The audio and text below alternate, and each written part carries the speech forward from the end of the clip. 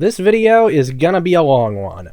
I hope you're comfortable, because today I want to talk about Blur. No, not the 90s Britpop group. This Blur. The arcade racing game developed by Bizarre Creations.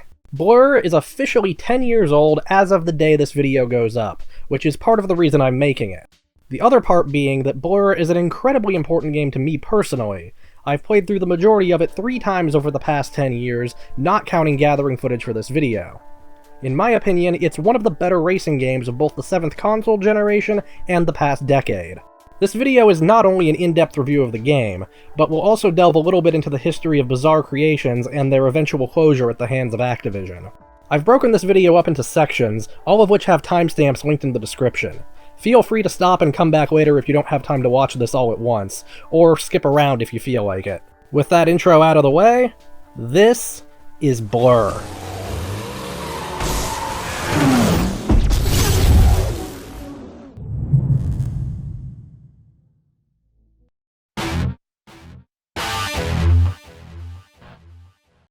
Before we really get into the meat of this video, I want to briefly go over Bizarre Creations and their long history of racing games, because I think it gives a good bit of context to some of the design choices found in Blur. Bizarre Creations was founded in 1988, but didn't put out their first racing title until 8 years later. This game was Formula 1, which was released in 1996 for the PlayStation and PC. This game hasn't aged particularly well, and it doesn't bear much resemblance to their later racing titles. I only mention it for the sake of completeness. They released a sequel to it the following year before abandoning their publisher, Psygnosis, in favor of Sega. Bizarre Creations' next racing title was Metropolis Street Racer, and this is where the signature arcade racer design that would eventually lead to Blur first took form. The game's then cutting-edge graphics, semi-realistic street racing scenario, and licensed soundtrack made it a standout title on the Dreamcast in 2000. It even included some more ambitious features, like a real-time day-night cycle, that were cut in its successors. As it became clear that the Dreamcast was on its way out, Bizarre Creations jumped ship from Sega to Microsoft and reworked Metropolis Street Racer 2 into a launch title for the Xbox called Project Gotham Racing. This title ended up being successful enough to spawn 3 sequels across both the Xbox and Xbox 360. The problem with Project Gotham Racing as a series, though, is that as it went on, it did relatively little to stand out against other racing titles, at a time when the genre was arguably oversaturated and rapidly evolving. When PGR2 released in 2003, it was competing against Colin McRae Rally 3, Midtown Madness 3, Midnight Club 2, Burnout 2, and Need for Speed Underground. And that list is only counting titles that were released on Xbox that same year. This problem only got worse with time. When PGR4 rolled out on the Xbox 360 in 2007, it still just felt like a larger, more refined Metropolis Street Racer, despite the addition of motorcycles and a dynamic weather system. Meanwhile, the competition at the time included such titles as Flat Out Ultimate Carnage, Forza Motorsport 2, Burnout Revenge, and Need for Speed Most Wanted. Again, that's just what was on the Xbox 360. The series was too grounded in reality to stand out amongst contemporary arcade racers, but it didn't lean hard enough into realism to be notable as a racing simulator. By 2008, it was clear that Bizarre Creations needed a new direction for its racing games, a fact reflected by sales figures, which had been dwindling since the series peaked with PGR2. Just before the release of PGR4, Bizarre Creations had been purchased by Activision, and under them began work on a new racing title. The game in question would be a more modern arcade racer, with an emphasis on vehicular combat and a unique art style lifted straight from Bizarre Creations' own Geometry Wars series. This new game was first revealed to the public at E3 2009 as Blur, and right from the outset, there was a clear effort being made to distinguish this new IP from what had come before. One logo redesign later, and Blur was released for the Xbox 360, PlayStation 3, and Windows PCs on May 25th, 2010.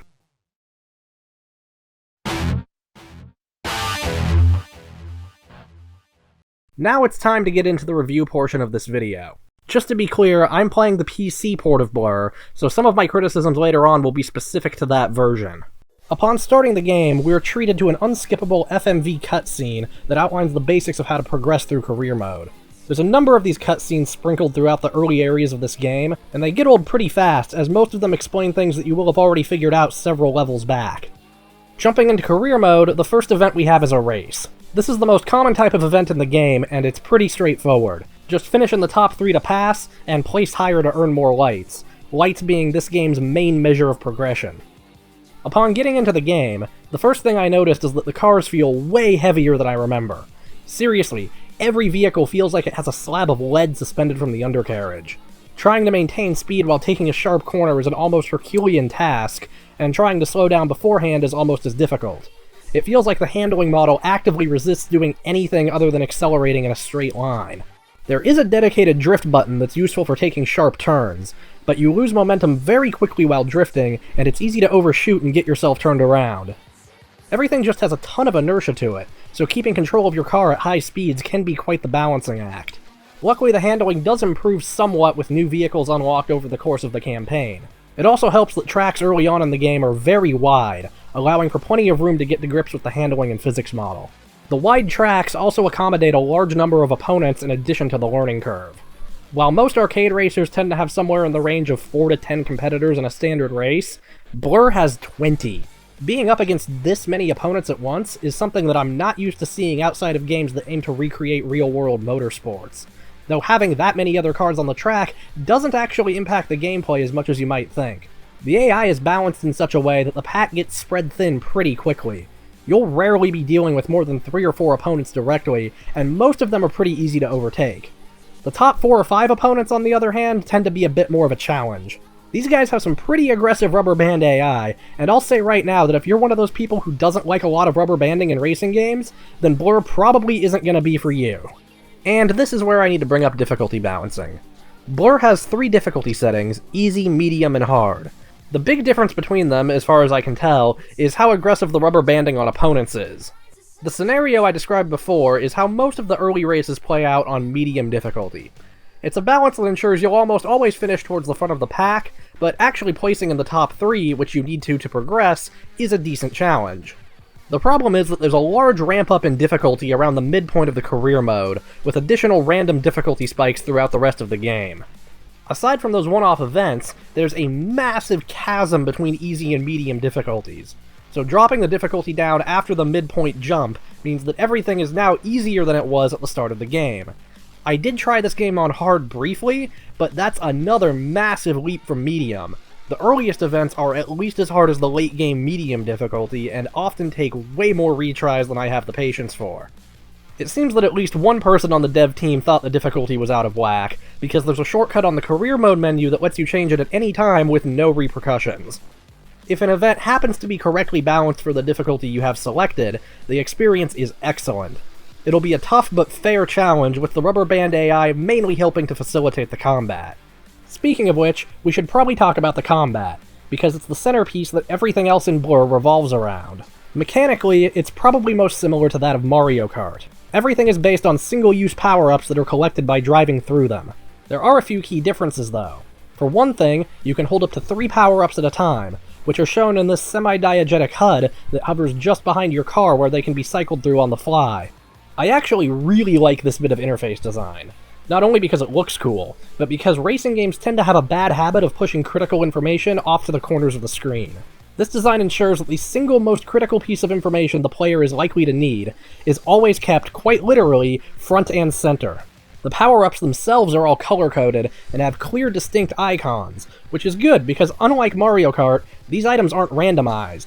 You know exactly what you're going to hit before you pick it up, and the clear design of these icons and color coordination means that you can quickly tell what's coming up the track from several hundred meters away. Having to decide which power-ups to prioritize adds an extra layer of strategy that's not present in other games with similar mechanics. It also allows the level designers to limit your power-up options to force a specific playstyle in certain events. While the power-ups on offer aren't super original, they are quite varied, so let's run through them real quick. The 2 most basic power-ups are the Shunt and the Mine. These function identically to the Red Shell and Banana Peel respectively. There's also a Nitro Boost and an Energy Shield that behave pretty much as you'd expect. The slightly more unique items are the Barge, which does minimal damage but pushes opponents away from all sides, and a 3-round bolt shot that fires straight ahead.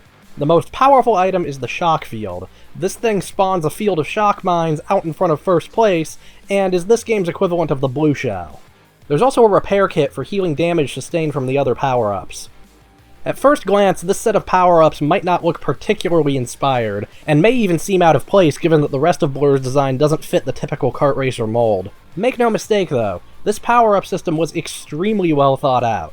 The way they interact both with the handling model and with each other makes Blur one of the most uniquely intense racing games I've ever played.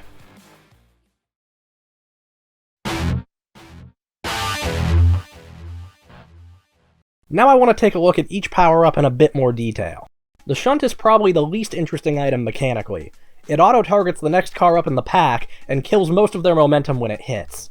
Like the red shell it's clearly based on, it can be fired backwards, but that's generally less accurate, and is most useful as a defensive mechanism to counteract another incoming Shunt. My only complaint is that you can be locked onto a nearby enemy vehicle when you fire, and the shot will veer off course and miss, because at the last second the game decided you were too close and couldn't resolve the pathfinding. The mine is basically an alternate version of the Shunt that's designed for defense. Instead of firing forward, they drop behind your vehicle where they can slow down rivals or block incoming shots. Mines can also be fired forward a short distance, but they don't lock onto targets, and they stop dead in their tracks, so it's possible to drive straight into a mine you just fired. Actually landing a forward mine hit on a rival is extremely satisfying, and once you get good at it, firing forward tends to be more effective in most cases. The Nitro Boost is where things get a bit more interesting. At first glance, it doesn't look like anything you haven't seen in a dozen other games before, but the uniqueness here comes from the way that the extra speed affects the game's handling model. Initiating a Nitro Boost is a deceptively high commitment action. You're locked into a straight line for the entire duration of the boost, with only a slight ability to adjust your trajectory afterwards. If you initiate a boost while approaching a wall or a mine, there's a very good chance you're going to be hitting it. The flip side to this is that if you start to overdo it on a drift, you can prevent spinning out and make up for any lost momentum by firing off a Nitro Boost at just the right time. The boost can also be fired backwards for an extreme break. This can be useful for tight turns on occasion, but I find that I usually end up falling behind when I use it, so I typically don't bother. One of Blur's slightly more unique power-ups is the Shock Field, which as mentioned is this game's equivalent of the Blue Shell.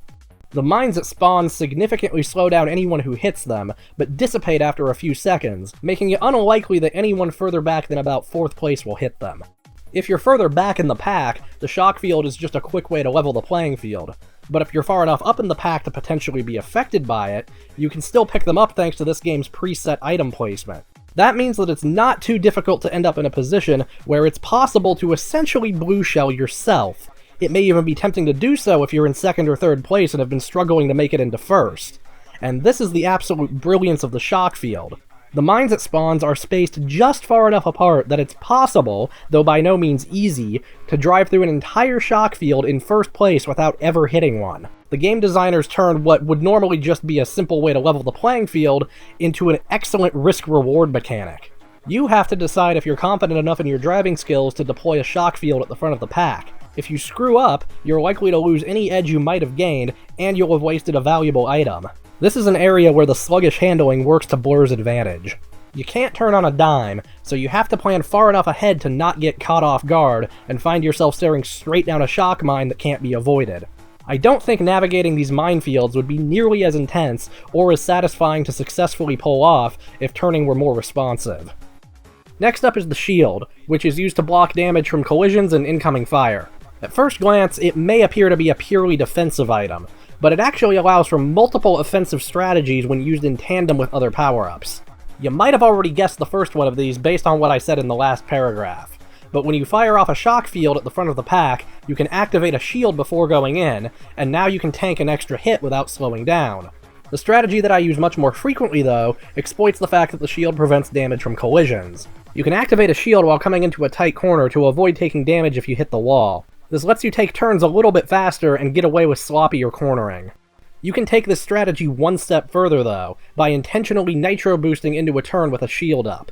This lets you ride along the wall and maintain most of your speed without taking any damage. As far as I know, the shield is the only power-up that has these kind of synergies with other power-ups, and that's a bit of a shame. With 3 power-up slots at your disposal, I think having more combinations of items tied to specific attacks or strategies could have added even more depth to this already very solid system. The Barge and the Bolt are the last 2 offensive power-ups on offer. They require the most skill to use effectively, and are what I feel really tie the whole combat system together and elevate it beyond typical kart racer fare. The Barge is a short-range energy blast that goes out in all directions. It's great for overtaking opponents, but you have to be extremely close, like practically touching for it to actually hit. I can't count the number of times I thought I was in range for a barge hit and just barely missed. If you can get yourself wedged between a few opponents, there's no easier way to move up in the pack. While the barge can be tricky to use, the bolt easily has the highest skill floor in the game. Each pickup gives you 3 bolt shots, which are fired one at a time in a straight line. Between the tiny projectiles, imprecise handling, and lack of a targeting reticule, it can be difficult to land hits even from a moderate distance. Mastering the intricacies of the bolt is essential if you want to finish the campaign, as it's by far the most common power-up you'll encounter, and it's the only option available in certain events. Finally, there's the repair kit. I don't really have much to say about this one, as it's pretty self-explanatory. What I will say, though, is that this is the one instance where I'm not a fan of the power-up storage system. Being able to store away 3 power-ups to use at any time makes it way too easy to just hold on to a repair until you need it. Some of the most exciting and intense moments I've had with this game occurred when I desperately needed a repair kit and didn't have one on hand. But that didn't happen very often, because I tended to either already have one on hand when I needed it, or I happened to pick one up well before my vehicle hit critical condition. I would have liked it better if the power-ups either did a bit more damage, or wrecking actually knocked you out of the race. That might make it a bit more balanced with how easy it is to repair. As it is right now, it feels like the health bar is largely meaningless until the very late game, when vehicle health pools are at their smallest. My gripes with the repair system aside, Blur has a very well-designed set of power-ups. When everything comes together, races become a frantic, non-stop skirmish that's just manageable enough to not be overwhelming, but you have to constantly fight and strategize to stay on top of. The heavy handling model forces you to plan most of your maneuvers in advance, while effective power-up usage often requires split-second reaction times. Every shot landed and position overtaken feels like an earned victory, and the high number of opponents ensures that there's almost always something to keep you on your toes. The constant trading of attacks and general flow of the gameplay actually kind of reminds me of the back and forth in something like Halo. I can honestly say I've never played another racing game quite like this one.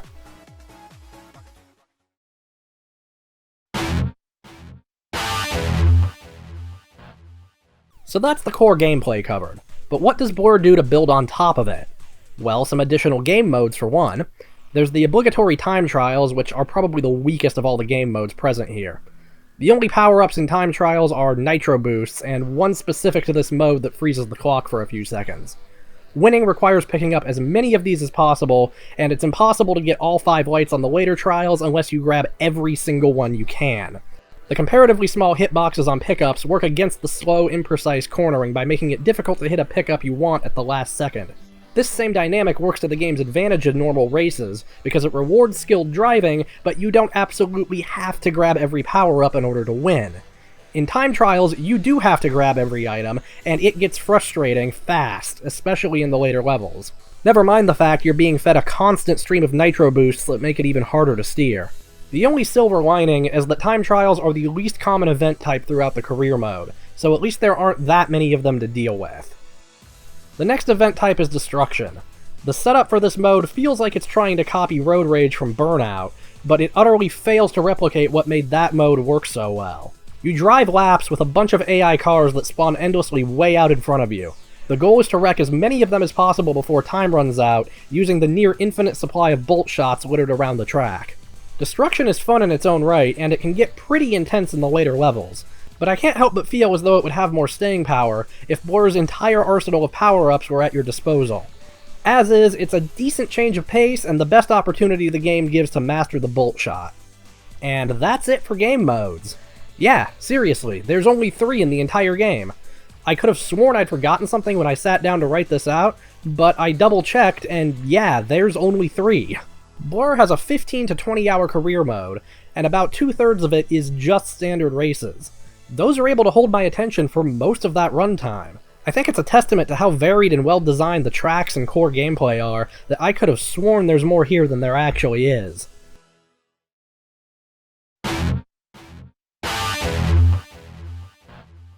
The other thing that helps Blur's variety massively is an excellent progression system. This is the area where Blur's shared DNA with Project Gotham Racing is most apparent. PGR used what was dubbed the Kudos system for progression. Driving skillfully and winning events would earn the player kudos points, which could then be used to unlock new vehicles and events. Blur uses a similar system, but it's been somewhat streamlined and massively expanded upon. Instead of having every action contribute to the same point total, there are now two different kinds of points that are each earned for different things. The first one is lights, which I touched on a little bit earlier and are the main mode of progression. Lights are mostly earned for placing in events and count towards unlocking new races. Then there are fans, which I think is a bit of an odd naming choice, but whatever. These are much more similar to the kudos points found in Bizarre Creation's previous titles. Fans are earned for skillful driving, like drifting and overtakes, as well as landing and blocking hits with power-ups. They also act as experience points, complete with a leveling system that unlocks new cars when you level up. What makes Blur's fans go above and beyond a normal point system, though, is the way they interact with the game's other mechanics. To start with, there's a fan target to aim for in each event, and if you earn the required number of fans, you get an extra light. There are also fan runs, and these things are where it gets really good. In every event, there's a fan run trigger that you have to drive through. When it's activated, a series of checkpoints pops up, and if you drive through them all before the time runs out, you get a bunch of extra fans and an extra light. This is absolutely brilliant in my opinion. You basically have an optional, mini time trial event nested inside another race. This system takes time trials, the worst event in the entire game, and turns them into an engaging risk-reward mechanic. Sure, you could try for the fan run and maybe earn an extra light or two, but you'll be forced down a set path that could put you behind, or cause you to miss that power-up you need, and if you screw up partway through, then you're out both the opportunity cost and potential reward. The designers smartly placed a lot of the fan run triggers, and often the first couple of gates, in narrow sections of track where it's difficult to avoid them. So there's a bit of sunk cost fallacy involved when the gates inevitably stray away from the path of least resistance. This is some fantastic game design. Not quite as brilliant, but still really good in my opinion, are the fan demands. Unlike fan runs, these aren't in every event, but they're triggered in the same way. When a fan demand is triggered, you're given a specific task to complete within a very short time frame. It's usually something slightly tricky like drift for a certain amount of time, or land a forward mine hit. If you can complete the task within the time limit, you're given a bunch of extra fans, and these extra fans are key to hitting the fan targets in certain events. Pulling one of these off is super satisfying, but unfortunately your success with them is based just as much on luck as it is on skill. A lot of the tasks you're given rely on having nearby opponents that you can either attack or overtake within a few seconds. If you're not close enough to anyone at the time you trigger it, then you're out of luck. The real star of Blur isn't the lights, or the fans, or the cars and events they unlock. It's the rivals. The career mode is divided up into 9 different sets of events, with a rival challenge at the end that acts as a sort of boss battle for the area. I'll get more into the rival events themselves in a little bit, but for now I want to focus on how you unlock them. Every rival has a set of demands that must be completed in the preceding series of races before you can challenge them, and these demands can be just about anything. At the beginning of the game, they're fairly trivial things that you'll probably do no matter what, like race in 4 different cars, or earn 7,000 fans, which, by the way, isn't that many. But as the game goes on, the demands get more and more difficult, and often require mastering a specific track or power-up. Once you get beyond the first set of races, it's not easily possible to beat every event and complete every rival demand on your first run through, which means you'll probably be repeating events, and this is where the system really shines. You might need to play through the same race 3 different times, but due to the varied nature of these demands, your priorities, and by extension playstyle, will be completely different each time. The first time you run a race, you'll probably just be aiming to win, but the next time around you might not care about winning at all, and instead be trying to block hits with your shield. And the time after that, you might only care about completing the fan run. The rival demands ensure that your gameplay focus is always shifting, and go a long way to keep Blur from feeling repetitive. I think that's why I could have sworn I was forgetting about something earlier, because this system mixes up the gameplay so much and so often that it feels like there has to be more than just 3 event types. Completing rival demands has led to some of the most intense and thrilling moments I've had with this game. The way it forces you to master every mechanic one by one, and replay old events in new, interesting ways, means it's probably the most ingenious system this game has on offer. That's not to say it's a perfect system, though. Some of the later demands can only be met with a specific power-up on one small section of a single track, which can take multiple attempts and gets kinda tedious. The ones where you have to place first in a specific event, especially the time trials, are by far the worst though. One of these challenges late in the game is by far the low point of the career mode for me. It should be noted, however, that you don't have to do all these frustrating challenges. In fact, all the rival demands are completely optional. It is possible to earn enough lights just from the regular events to unlock the final set of races and finish out the career mode without ever facing a single rival. You probably wouldn't want to actually do that though, for a number of reasons. For one thing, beating a rival challenge awards 8 lights instead of the usual 5, so foregoing them would make progression considerably more tedious. The rival events themselves are also some of the most unique and varied experiences in the entire game, so you'll be missing out on a significant chunk of what Blur has to offer. The real reason to go to the effort of challenging these rivals, though, is because of the unique car and power-up mod that you get for beating them. The cars are kinda neat, but they're all just variants of standard vehicles with slightly better stats and a unique paint job. The mods are where it's really at. Equipping one to your car changes or enhances a single power-up in some way. I'm not going to take the time to explain all the mods in detail, mainly because I only find a couple of them to be really useful, and I didn't want to take the time to get footage of all of them. But I will say that the 2 mods I find the most useful are the first mod you get, which adds a 4th round to your bolt shot, and one you get later on that allows the shield to deal damage to rivals. Suffice to say, these things can give you a much needed edge in some later events if you plan your strategies accordingly. While I may not want to spend a bunch of time on the mods, what I do want to talk about in excessive detail are the rival events themselves. As mentioned, these are a true highlight of Blur, and each one is unique enough that I feel they warrant an individual examination. I do need to issue a bit of a warning beforehand, though. While this game is largely devoid of narrative, the small bits of story and world building that are present here are mostly contained in these rival events, and I will be spoiling everything in the upcoming section. Additionally, these events tend to have a unique gimmick or gameplay style that, in my opinion, is best experienced if you go in blind. So if you have not played Blur before, and the video up till now has convinced you to check it out, I recommend skipping ahead to the next section by jumping to the timestamp on screen or following the link in the description.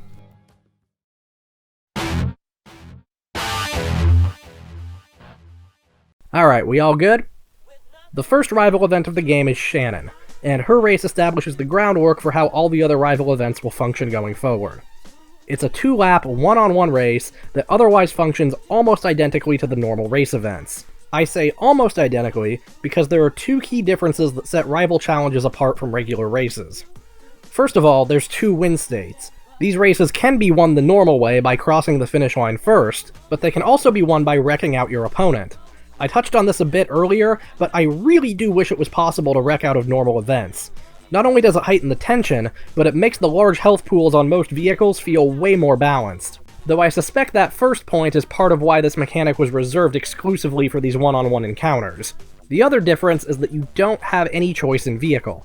You have to run these races in the stock variant of your rival's car, which ensures that you're both on even footing. I don't really have a whole lot to say about Shannon's event specifically. It's by far the easiest rival event in the game, both in terms of track selection and the aggressiveness of your opponent. I breezed through this race upon replaying it for this video, and I don't remember it ever giving me much trouble to begin with. The rival for the next area is Khan. He's a bit more difficult than Shannon, but is still mostly a pushover. There's not much interesting done here in terms of mechanics or characterization. It's just another basic race that's slightly more difficult than the one before.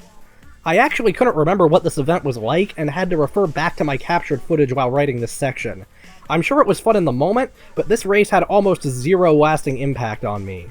So I guess the most remarkable thing about it is just how bland and forgettable it is. Luckily, the rivals get a lot more interesting from here on out. Raymer is up next, and his race steps up the challenge quite a bit more. It actually took me a couple of tries to beat him upon revisiting this game. The standout thing about Raymer, though, isn't anything to do with his race, but rather the way he's characterized leading up to it. Raymer's series of races is called Fan Favorite, and as such, all his rival demands have something to do with fans. Whether it's completing fan runs, hitting fan targets, or building up fan multipliers, the entire set of events has you singularly focused on trying to earn as many fans as possible, one way or another. This is the only section that has the player focused on a single aspect of the game for an extended period of time, and it makes the whole area very memorable. The tiny bit of characterization Raymer gets paints him as a fan-obsessed eccentric, and his demands do a good job of getting you into a similar headspace.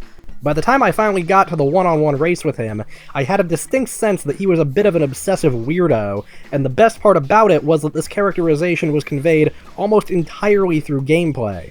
Raymer feels more fleshed out than any of the other rivals in this game, despite getting just 2 pitifully short cutscenes dedicated to him just like everyone else.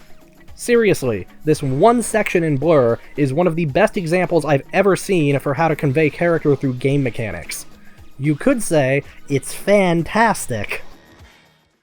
Your fourth rival is Drake, who's also relatively well characterized, but that's overshadowed by his unique and absolutely amazing one-on-one event. This race has you both in Hummers, which have more health than any other vehicle in the game, and with worse acceleration and handling to boot. These 2 lumbering, top-heavy tanks are pitted against each other on one of the tightest courses Blur has to offer. This track is full of narrow streets, steep hills, and sharp turns that will have both of you sliding around and bouncing all over the place as you struggle to maintain control. While it is possible to win this race by crossing the finish line first, the vehicles, track, and rubber band AI all work together to ensure that no one is able to gain much of a lead for very long. This is the one rival event where the only reliable way to win is to wreck out the competition, and this track is littered with more than enough power-ups to facilitate that. The designers also added an extra lap just to make sure there's plenty of time to whittle down each other's massive health bars. This entire race is an extended sequence of trading shots at close range while fighting to maintain control of your vehicle. It's the automotive equivalent of a drunken bar fight. I've never experienced anything else quite like it before or since. Drake's one-on-one is unquestionably my favorite race in the entire game. In the next section, we have Natalia, and her event is the polar opposite of Drake's in just about every way. It puts you in a zippy BMW on a long, wide-open track. This is a race that rewards fast, aggressive driving above all else. Power-ups are spread thin and generally aren't enough to turn the tide without consistent driving finesse. This race is probably the closest to the Project Gotham series that Blur ever gets, and it's done well enough that I honestly wouldn't mind having another event or 2 like this. If I had one complaint, it's that Natalia's event feels like it's over way too fast. A 3rd lap here wouldn't have gone amiss. The area after Natalia's is called Midas Touch, which is a name I'm a bit confused by. The rival here is named Talon, and there's no reference made to the King Midas legend outside the name of the area as far as I can tell. Talon's one-on-one is where I feel Blur stumbles a little bit. You race in a pair of very drifty Corvettes around a track with a lot of long straightaways and tight turns. The clear intention here is that you're supposed to master the drift mechanics, the same way you had to master the combat and driving mechanics in the previous 2 events. This one doesn't work nearly as well, though. As previously discussed, drifting in Blur is difficult to control and kills your momentum quickly. On top of that, this car has a bad habit of sliding into a drift when you really don't want it to. It's very difficult to take corners in this race without losing ground, either from hitting a wall or getting stuck in a drift for too long. Now, having a tough challenge this far into the game isn't necessarily a problem. What is a problem, though, is rubber band AI that's as aggressive as Talon's is in this race. This event is one of those random one-off difficulty spikes I mentioned earlier. This guy pulls way out in front of you, and good driving is not enough to catch back up. The only thing that lets you reliably gain ground is landing hits with power-ups. If you do somehow manage to gain the lead, it probably won't last more than a few seconds before he rockets past you again. This issue is further compounded by the fact that most of the power-ups on this track are bolt shots, which require line of sight and precise aiming, which is very tricky to pull off in this car. If he pulls too far ahead to be hit by a bolt shot, you might as well restart the event, because there is no way you're winning after that point. This is by far the single most frustrating event in the entire game, and when I finally did win, it was by wrecking him out before he could get too far ahead, not mastering the cornering and finishing first. The next rival event is thankfully much better. Instead of just one opponent, this time you're facing off against 2. Twin sisters, Arumi and Harumi, and I hope I'm pronouncing that right. This whole event seems very much inspired by Fast and Furious Tokyo Drift. It has you racing to the bottom of a long stretch of mountainous highway, with plenty of jumps and switchbacks. There's the same emphasis on fast, aggressive driving as Natalia's race, but it also requires some combat skills if you want to win. Particularly with the bolt shot, which is by far the most common item on this track. This race is another highlight of the game for me, and I kinda wish I had more to say about it. But there's not really much to add. It's just really good, fast fun. The last rival we're introduced to is Carver, and his one-on-one strikes a good balance between all the different skills that have been emphasized by past rival events. Aggressive driving, good cornering, and strategic power-up usage are all rewarded in this race. The rubber banding on Carver is pretty strong, but you can usually keep pace with him without too much trouble, and he can be overtaken with a few well-timed power-ups. Overall, this is a pretty solid, challenging event. The car you race in makes it great too. This is a Dodge Viper, which has some of the best acceleration and handling in the entire game. I always seem to really like Dodge Vipers in video games. It's not because I have any particular affinity for the car in real life, they just always seem to drive really well in every game I've played that features one. Needless to say, I drove Carver's custom Viper for the rest of the game, right up until the final one-on-one event. After beating Carver, you unlock the final set of events, and these are interesting, because instead of racing against a bunch of faceless nobodies and a single rival, you're up against every rival you've beaten over the course of the game, at once, who all have powerful new cars. While this setup does raise the stakes, at least on paper, most of these events fall kinda flat.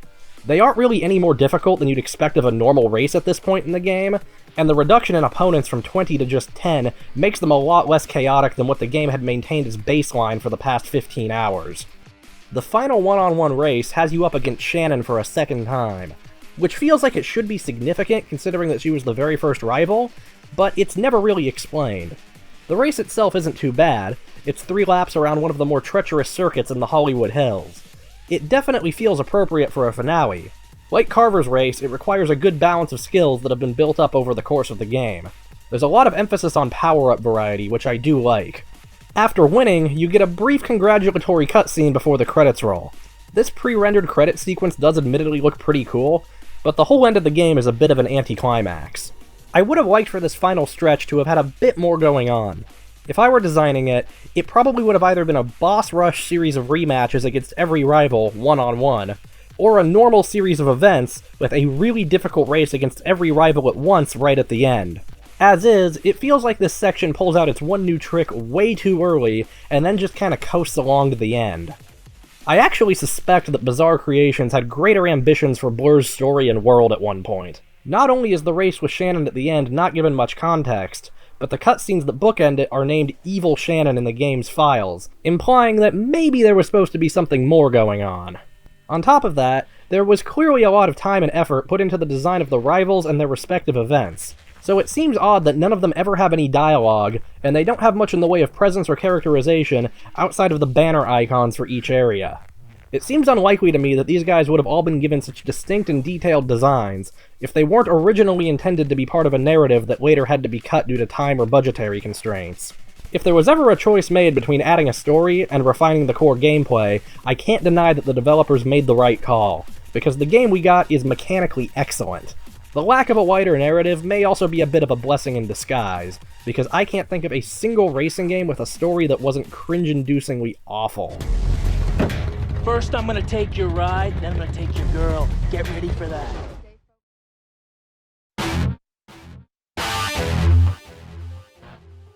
If you skipped ahead to avoid spoilers earlier, welcome back! I just wrapped up the gameplay and story sections, and now it's time to move on to presentation. Graphically, Blur is pretty average for a game from 2010. It obviously doesn't look amazing by today's standards, but I don't think it holds up half bad either. Any graphical shortcomings Blur has, though, are more than made up for by the art direction. Every area in the game has memorable scenery and a distinct color palette to match.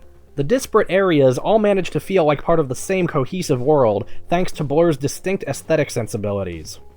You've probably already noticed that this entire game is drenched in a glossy, neon-inspired haze. Hardware-accelerated bloom lighting was the new hotness at the time of Blur's development, so of course that's everywhere.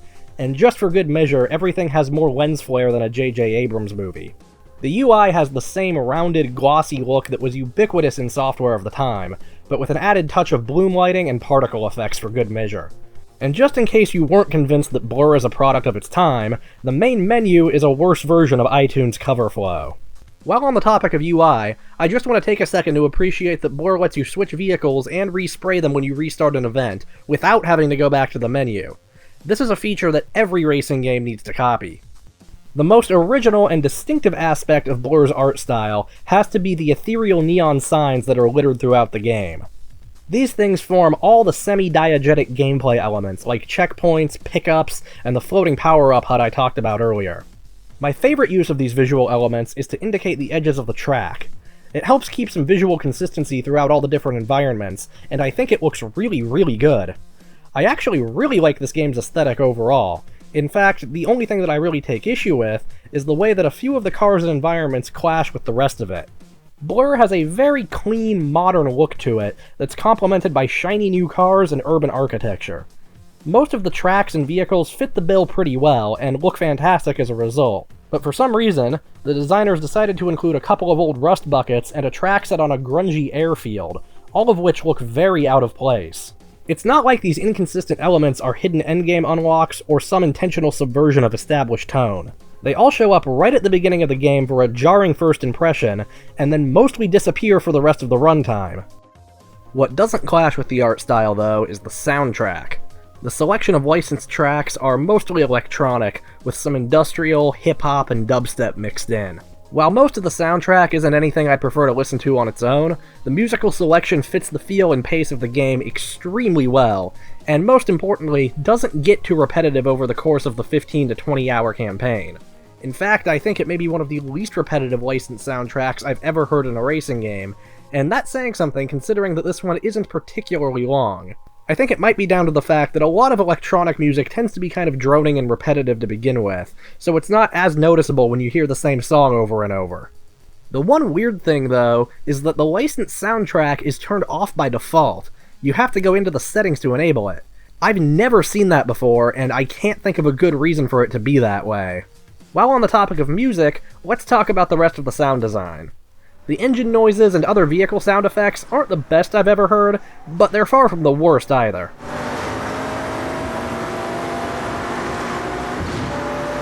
As is the theme with this game, the combat and power-ups seem to have had the most focus during development. Every power-up has a distinct sound effect when it's used, and hit with a crunchy, distorted, metallic thud.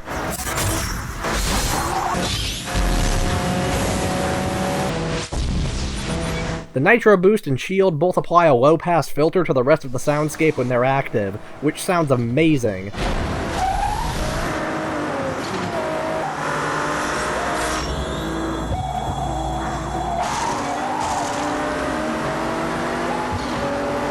And the same thing happens when you're low on health.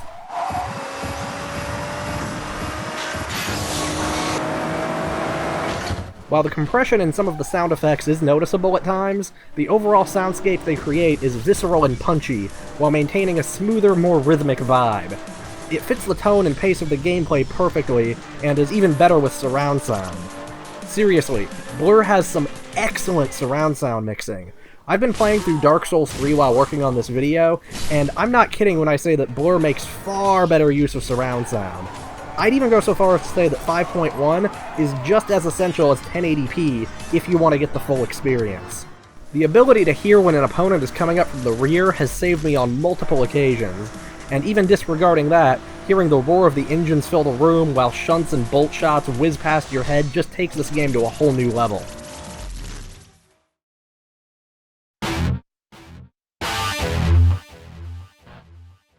I think now is a good time to talk about a few of Blur's technical issues. As far as I know, everything in this section is going to only apply to the PC version. The first issue is less of an actual problem and more of a complaint, and that's that the graphics options are extremely limited. There are 3 levels of overall detail you can set, with separate resolution and anti-aliasing options, and that's it. This isn't a huge problem these days, since any halfway decent modern computer will be able to max out these settings without issue, but I imagine that more granular control over detail levels and post-processing effects would have been beneficial at release. I'm also not a huge fan of whatever anti-aliasing algorithm has been employed here. It might be kinda hard to tell from the compressed video footage, but a lot of finer details on the vehicles look kinda jagged, even with 8-pass filtering enabled. There are some actual graphical glitches as well, all of which happen during these cinematic transitions that bookend events. White sources and certain level geometry don't get hidden by the letterboxing like they're supposed to during these sequences, which can create this really weird and jarring effect. I think this issue is caused by either my processor or graphics card being newer than what the game is expecting, because I don't remember running into this problem prior to my last big PC upgrade a year and a half ago.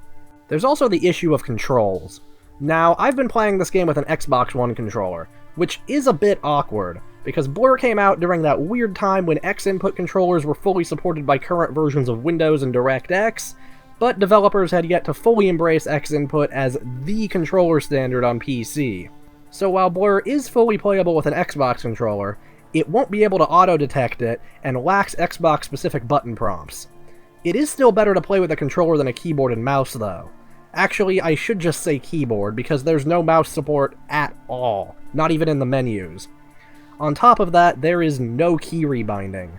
I hope you like the default input layout, because there's no way to change it. At least the controller has 3 presets to choose from. Those admittedly kinda minor issues aside, Blur is perfectly playable on a modern Windows 10 PC. At least it would be if it weren't for one major issue that hangs over the entire experience and sours any attempt of trying to play it today.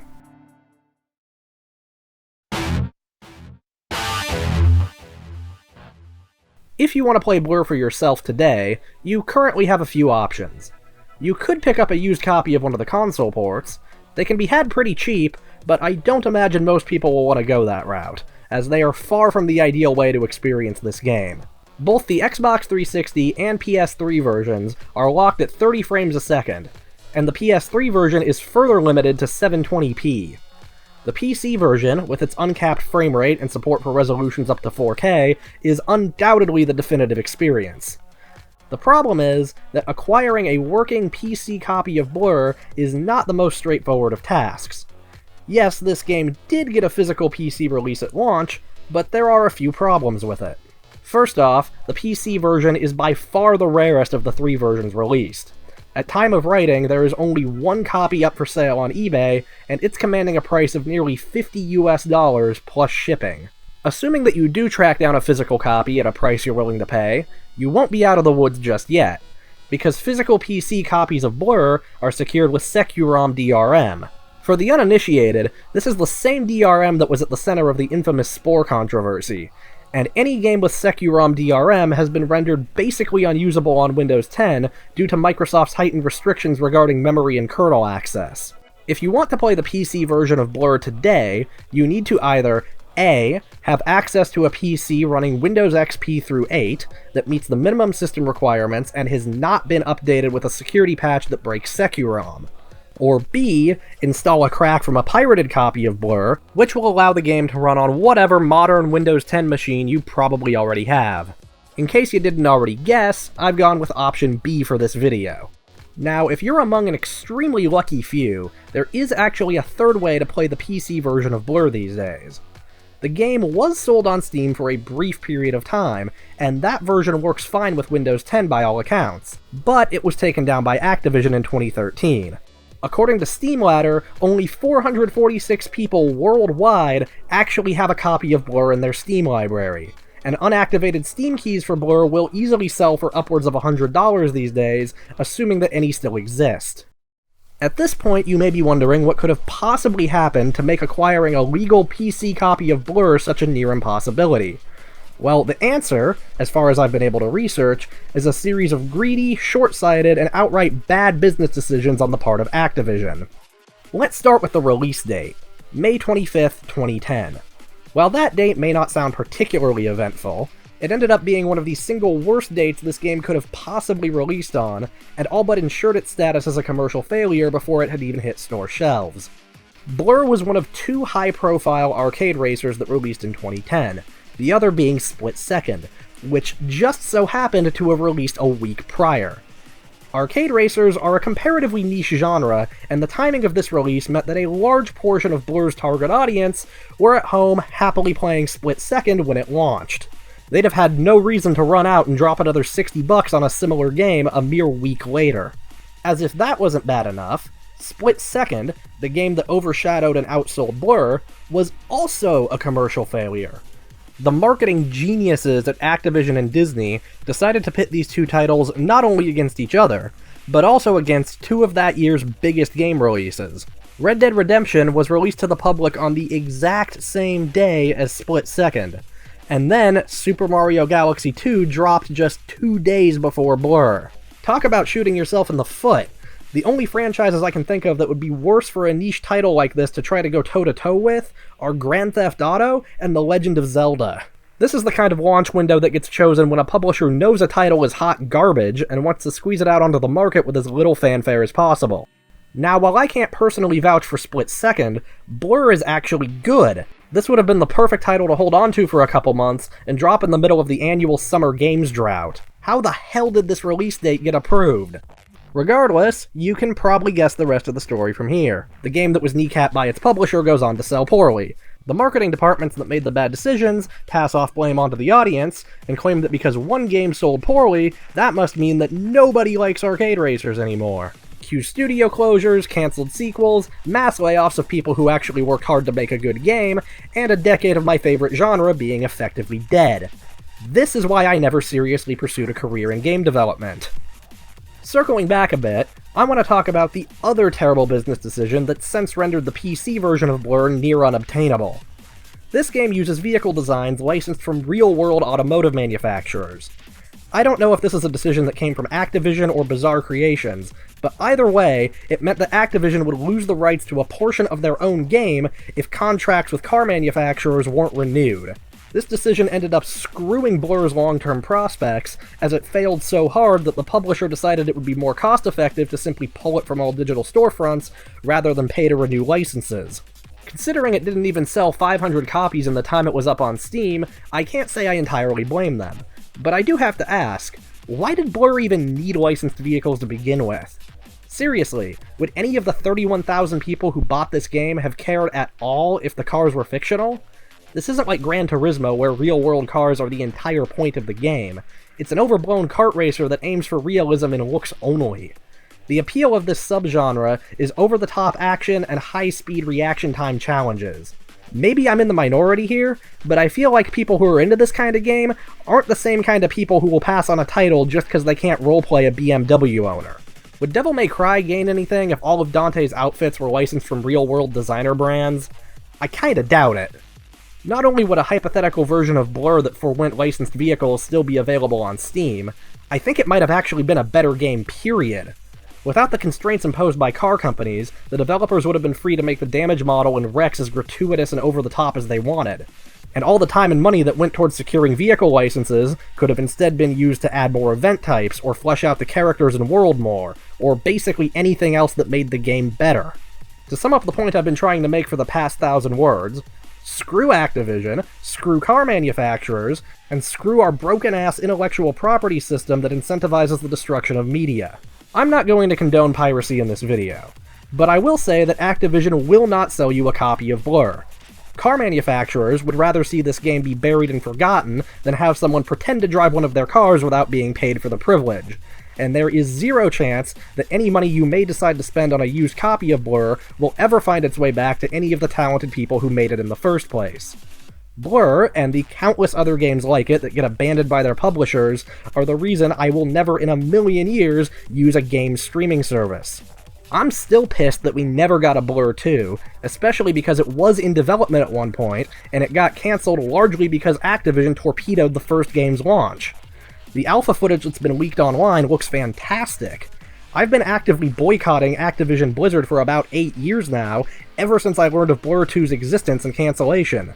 Most recently, I gave the Crash Bandicoot Insane trilogy a pass after I learned they were publishing it. The only thing that will ever convince me to buy another game from Activision is if they either revive Blur or hand off the rights to someone else who will. Outside of this one game, the only other piece of Blur content that actually saw the light of day was a mobile tie-in game called Blur Overdrive. I was hoping to be able to play it for this video, but it's no longer available on the Play Store, and I couldn't bypass the license check on versions I was able to find floating around online. I also noticed while editing this that Overdrive doesn't feature any licensed vehicles, which I think shows that Activision doesn't consider them an essential part of the brand, and kinda proves my point from earlier.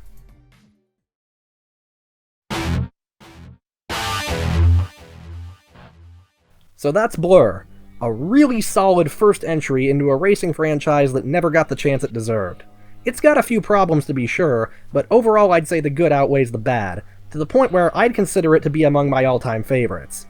Though sometimes I do have to wonder if my reverence for Blur speaks more to the actual quality of the game, or the absolutely abysmal state of the arcade racing genre. It's a damn shame that Bizarre Creations got closed down when they did, because they made more than just racing games. With Blur borrowing the art style of their Geometry Wars series, Bizarre Creations had begun to hone in on a sort of aesthetic signature, which is something you don't see all that often among big game developers, especially across multiple genres and franchises. I'd love to have seen the results of Bizarre Creations applying a similar art style to other projects, or what a modern incarnation of Blur might look like, given that so much of the brand's identity is wrapped up in design language from the late 2000s. That being said, I'm glad we got the game we did. It's very solid, and even if no one else seems to remember it, I still do, and I'll continue to play it, at least until the arcade racing genre makes a proper comeback. Hey, if you made it this far in the video, thank you so much for watching. My goal this year was to try my hand at some larger video projects, and I've been working away on this one for a couple of months. If you want to see more longer videos like this, please let me know down in the comments, and leave this video a like if you haven't already. I actually realized while researching for this video that I never really played Split Second. I tried it out briefly quite a few years ago, but I never really got into it, so I might have to take a look at that in a future video. Subscribe if you want to see that. That's all I got. Bye.